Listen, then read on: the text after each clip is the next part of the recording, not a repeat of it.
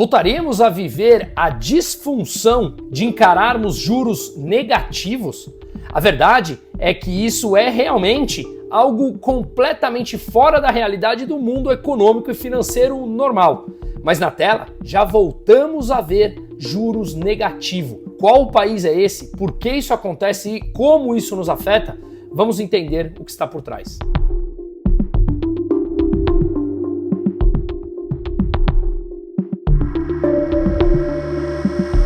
Antes de tudo, eu sou o economista Bruno Musa, sócio da Aquavero Investimentos e criador do ambiente privado de debate e formação econômica e política Liberdade Sem Fronteiras.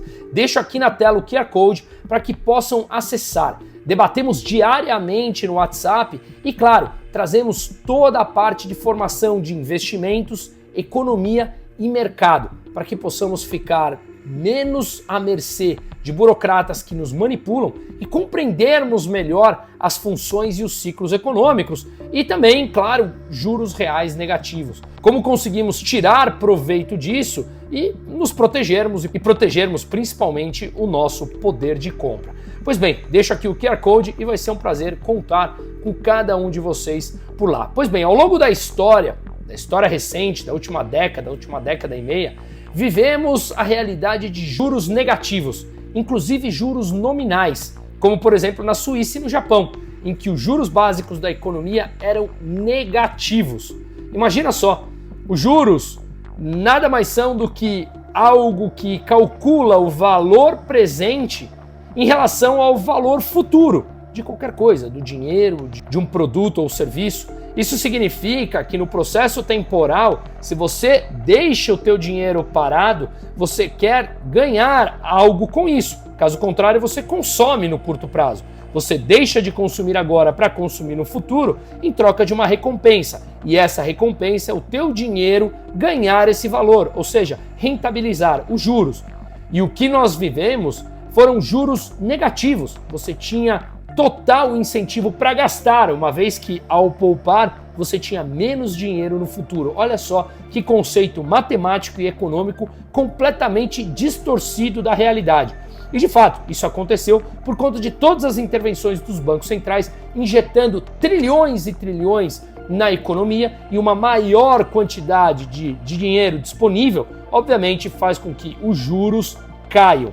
E ainda veio a pandemia, que os governos queriam depois que todo mundo gastasse, portanto, tirou todo e qualquer incentivo a poupar, baixando a taxa de juros para ativar a economia, o que gerou, obviamente, inflação, como a gente previa e falamos sem nenhum tipo de genialidade. Ao chegar à inflação, os bancos centrais tiveram que subir os juros drasticamente. Pois bem, parece que podemos voltar a ver um ou outro que seja juros negativo. Mas será que virá de forma estrutural por vários países ou levar os Estados Unidos a ter juros muito próximos a zero, como era a realidade, ou a Europa, inclusive, em zero? É isso que a gente vai falar. É importante lembrar que os juros da dívida de países europeus, o juro da dívida com vencimento de 10 anos no geral. Por que de 10 anos? Porque se compara ao título público americano de 10 anos, que é justamente o título mais líquido e mais demandado do mundo. Ao olharmos nessa tabela, o título público americano com vencimento de 10 anos está pagando por volta de 4,3% a quem compra esse título, a quem financia o governo americano, ganha hoje por volta de 4,3% ao ano. O Reino Unido pagando quase 4,5%, o Japão 1,4%, a Austrália 4,15%, a Alemanha 2,5%, o Brasil quase 14%, a Índia mais de 6% e países europeus pagando acima de 3%, a Itália 3,5%, a Espanha também, a França 3,2% e a Suíça 0,37%. Isso os títulos públicos de 10 anos. Mas a verdade é que a Suíça já está com os juros básicos da economia, a Selic deles, a 0%. Em um processo que vem baixando a taxa de juros, como conseguimos ver aqui nesse gráfico. Mas guarde esse dado que já voltaremos à Suíça. Os Estados Unidos, através do Federal Reserve, o Banco Central Americano, mantiveram as taxas de juros inalteradas na semana passada. Tivemos a oportunidade de fazer uma live no dia que está disponível aqui nesse canal, em 4,5% ao ano. E no vídeo de segunda-feira disponível aqui nesse canal, eu expliquei os detalhes porque a taxa de juros mais alta nos Estados Unidos, na história, leva a uma maior demanda por dólar para comprar título público americano, que é considerado risco zero. Ou seja, em momentos de juros mais altos nos Estados Unidos, o dólar tende a se valorizar. E o que vemos nesse momento é justamente o contrário.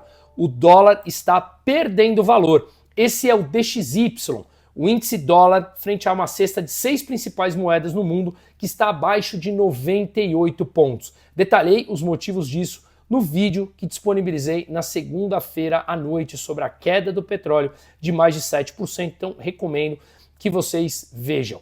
Pois bem, enquanto os Estados Unidos mantiveram a taxa de juros e o Brasil subindo, na contramão do mundo como um todo, a Europa já baixou 8 vezes a taxa de juros desde o pico.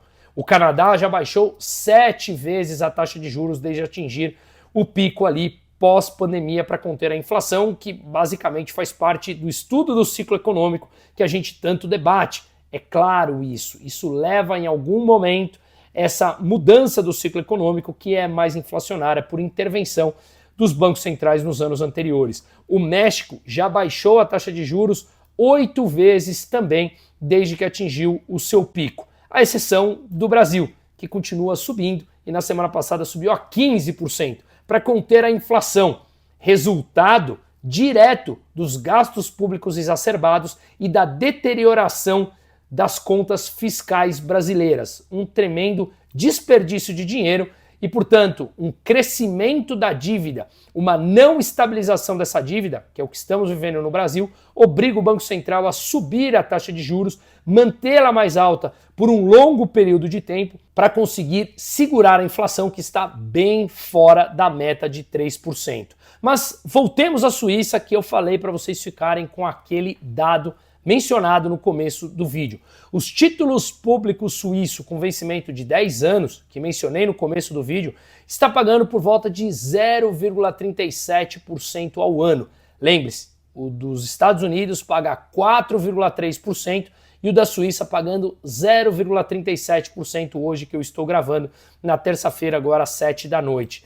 Ao olharmos o título público suíço com vencimento de 2 anos, os juros já estão em terreno negativo, menos 0,08%. Em março de 2025 estava pagando 0,36%. Vale lembrar aqui que quanto maior a demanda por esses títulos, maior o valor de face dele, mais ele valoriza, mas a rentabilidade cai. Se há uma demanda maior, o preço dele sobe e a rentabilidade dos títulos cai. E o óbvio seria que o dólar se valorizasse frente ao franco suíço, uma vez que os títulos públicos americanos estão pagando taxas de juros muito maiores do que os suíços, como acabamos de falar, e os Estados Unidos é considerado risco zero. Mas não é isso que está acontecendo, é justamente ao contrário. O franco suíço vem se valorizando frente ao dólar, mesmo os títulos públicos suíços pagando significativamente menos do que os títulos públicos americanos, como acabamos de mostrar. Se olharmos aqui o dólar contra o franco suíço, ele estava em 91 centavos no começo do ano. Agora está 80 centavos. Essa queda que você vê nesse primeiro gráfico é o dólar perdendo valor frente ao franco suíço. 12% de queda em 2025. Vamos olhar invertido agora. O franco suíço contra o dólar. Olha como o franco suíço se valorizou em 2025, superando a cotação de um franco suíço, $1,24. Como é possível, então, a demanda por título e moeda suíça ser maior do que a do dólar, quando os juros estão muito mais altos nos Estados Unidos do que na Suíça, que ambos países são de baixíssimo risco?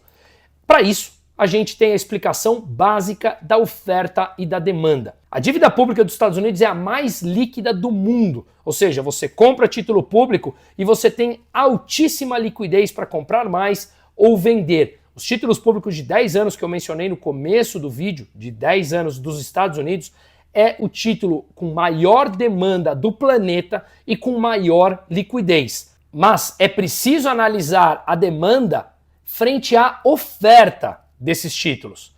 A demanda pode subir e a demanda por títulos públicos americanos de fato sobe. Só que a oferta dos títulos, caso cresça maior do que a demanda, haverá naturalmente uma desvalorização desses títulos e uma taxa de juros mais alta. E por que isso acontece?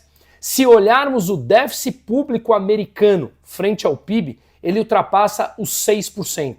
Ou seja, o déficit público americano é da ordem de 6% do PIB, algo como 2 trilhões de dólares, que é de fato o que o governo americano precisa endereçar. Só que ao olharmos os gastos públicos americanos desde o primeiro dia do ano de 2025 até hoje e a mesma data de 2024, os gastos estão inclusive maiores. Olhando esse segundo gráfico, nós vemos que o déficit supera esses 6%, incluindo os juros da dívida. E como é o caso da Suíça? Pois bem, a Suíça apresenta um superávit de 0,4%. Ela gasta menos do que ela arrecada. E a gente vê que isso acontece já há algum tempo. E quando ela apresenta déficit, não é de forma estrutural. Diferente de países como o Brasil, à exceção de 2021, 2022, o Brasil apresenta déficits estruturais. E os Estados Unidos também, déficits estruturais. Já a Suíça vem apresentando superávit. Ao olharmos a dívida pública suíça frente ao PIB, é da ordem de 30%.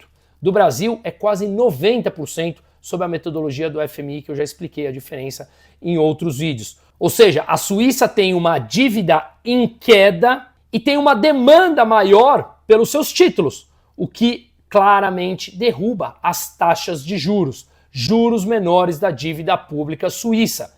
E isso ocorre porque quando um país tem déficit, como mostrei o caso dos Estados Unidos, do Brasil, da Europa, de grande parte dos países no mundo hoje, eles precisam emitir mais dívida para conseguir captar dinheiro e honrar os seus compromissos de curto prazo. Aumenta a dívida, tem uma maior emissão de dívida. Quanto maior emissão de dívida, você tem um aumento expressivo da moeda circulando na economia. Um aumento da circulação da moeda e da dívida transforma o país em um grau de risco maior.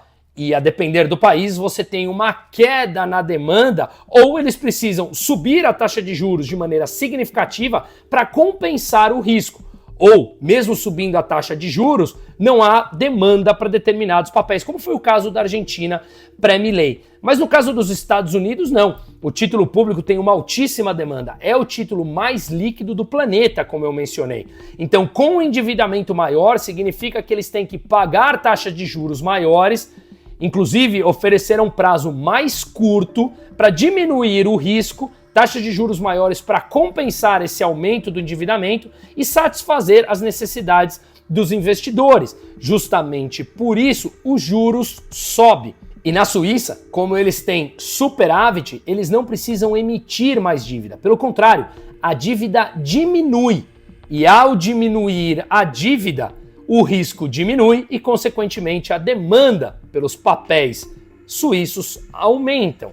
Só que a oferta deles também é menor, uma vez que eles não precisam emitir dívida porque eles são superavitários. É claro que os Estados Unidos não precisa ter o equilíbrio em suas contas para ver um incremento maior da demanda da sua dívida. Como eu falei, é o título mais demandado do mundo, é o título mais líquido e considerado risco zero.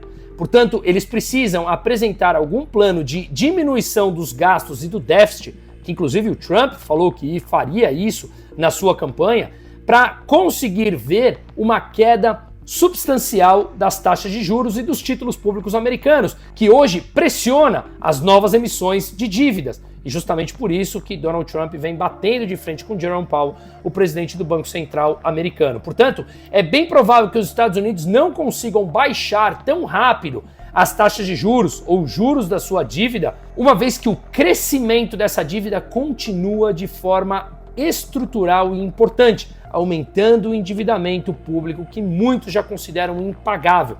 Eles vão pagando as dívidas que vencem com rolagem de novas dívidas. Portanto, nesse cenário, é bem provável que a gente veja e volte com a realidade de juros negativos de forma estrutural ou espalhada por vários países como nós vimos no período de pré e durante um período da pandemia. Isso seria agora uma bomba completamente inflacionária e não há espaço para isso. Cenas do próximo capítulo. As oportunidades estão aí, seja em títulos públicos brasileiros, seja em títulos públicos americanos ou em jurisdições diferentes, como a própria Suíça, Singapura e tantas outras. Para falar de investimentos, eu deixo o link no descritivo, brunomusa.com.br/investimento. Vai ser um prazer falarmos sobre isso, seja apenas de investimento ou então dentro da comunidade, debatendo e estudando diariamente. Seguimos.